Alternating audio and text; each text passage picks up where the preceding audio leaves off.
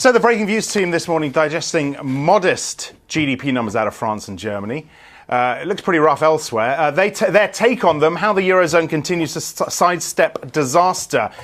How does that compare with the UK's inflation report yesterday, or at least fit into that picture? Assistant editor Chris Hughes is here with us. All right, Chris, we've avoided Greek-style depression in the Eurozone, but we knew that. That isn't news. If there's any growth, it's pretty weak. We knew that too. Where are we going with this piece? Well, Axel, where are we going with this piece? Look, what we're telling you here is that you have to say it's not actually uncontroversial to say that the Eurozone has kind of dodged a really bad recession. There are some people out there who would say that the underlying picture is actually a lot worse than figures like this suggest. But look, if you pull together what have we got today? We've got some good numbers on. Well, I say good, surprisingly. From France and Germany. Better than expected numbers from France and Germany. Eurozone as a whole down. Now, what does that tell you? It's actually quite an achievement that the Eurozone has avoided, as we say, a cycle where you have credit contraction feeding into economic contraction, and a vicious cycle. It's quite an achievement, actually, that the Eurozone is able to sort of bumble along. But I guess my point is it's no huge surprise, actually, what we saw this morning, is it? I mean, we kind of knew that this was the general theme, didn't we? Well, it's a very precarious recovery that's underway in the Eurozone. However, and we can't really see it motoring forward, accelerating much from here. But it's significant that actually it is holding and that we actually haven't had this decline.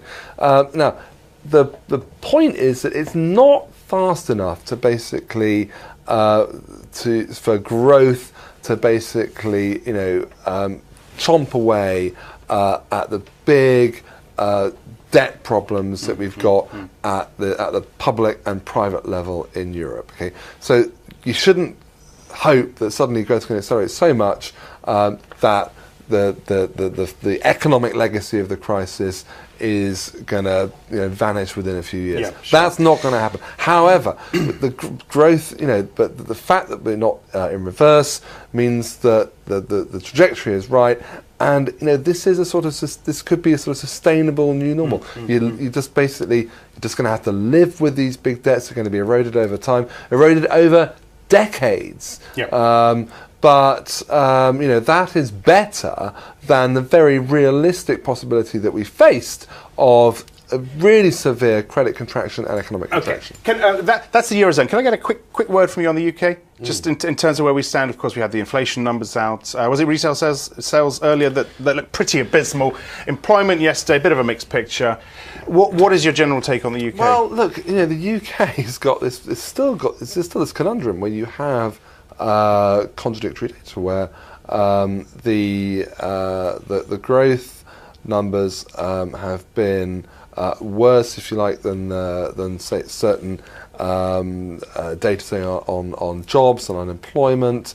But the real problem that UK appears to have is that it's really hostage to global policy. So Mervyn King, Governor of the Bank of England, is caught between trying to prevent a really severe recession and letting inflation really pick up. At the moment we have quite strong inflationary forces but weak growth, and there's very little the UK can do about that because the inflation is being imported from outside because you've got Ben Bernanke doing infinite QE. That's pushing up markets, that's pushing up commodity prices, pushes up petrol prices in the UK, gas prices in the UK, and that takes money out of people's pockets, which then makes it harder to achieve growth. So the UK is in this really tough bind. As Mervyn King said, we could go back into negative growth. Yeah. All right, Chris, many thanks for that. Chris Hughes, European editor at Breakingviews. If that Eurozone insight wasn't nearly enough to sate your analytical appetite, click onto our GDP special.